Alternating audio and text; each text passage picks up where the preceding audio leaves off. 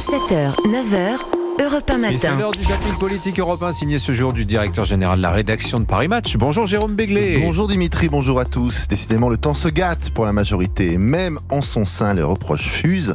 Écoutez par exemple Yaël Braun-Pivet, présidente de l'Assemblée nationale, qui remet très sèchement en place les ministres qui ont une fâcheuse tendance à ne pas répondre aux questions des députés.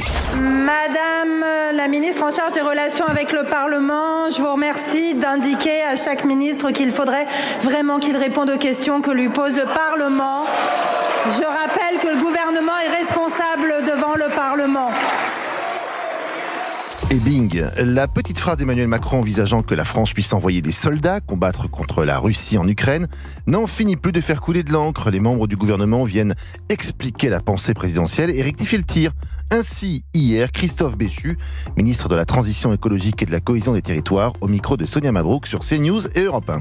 Le président de la République n'a pas dit qu'il voulait envoyer des troupes belligérantes. Quand il dit qu'on ne peut pas exclure des troupes au sol, il parle aussi bien d'instructeurs, de gens capables d'aller conduire et très accompagner. bien, donc on avait mal compris. Mais je ne dis pas ça. Je dis que la phrase, elle est suffisamment large pour, dans le cadre d'une ambiguïté stratégique qui fait partie des armes dont nous avons besoin vis-à-vis des Russes, bien insister sur le fait que notre soutien aux Ukrainiens, il est potentiellement sans limite. Beaucoup plus clair, évidemment. Derrière les polémiques, une bonne dose de mauvaise foi. Certains essayent de poser les bonnes questions. Parmi eux, Patrick Vignal, député de la majorité de l'Hérault sur BFM TV. Le vrai débat, c'est comment on arrête Vladimir Poutine. Et je trouve un peu dommage qu'on n'ait pas des diplomates au niveau international pour arrêter ces guerres, que ce soit Israël-Gaza, que ce soit l'Ukraine et aujourd'hui avec Vladimir Poutine. Celui qui est totalement dessillé et revenu des aveuglements de la gauche, c'est Fabien Roussel, le secrétaire national du Parti communiste français.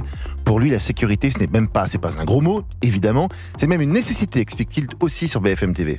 La sécurité, la tranquillité publique, c'est en tout cas moi la France que je défends et c'est la gauche que je défends. Une gauche qui dit oui, la sécurité, c'est d'abord défendre les quartiers populaires, les gens qui sont ou sans emploi ou parmi ceux qui exercent les métiers essentiels, mal rémunérés, qui vivent dans ces quartiers qui sont devenus des vrais ghettos, où on ne peut plus circuler librement parce qu'il y a des barrages pour passer d'un endroit à un autre. Ce n'est pas l'état de droit, c'est pas la France que je défends. C'est clair. C'est très clair. Merci beaucoup Jérôme Béglé. J'en perds ma voix. On vous retrouve jeudi prochain, le zapping politique.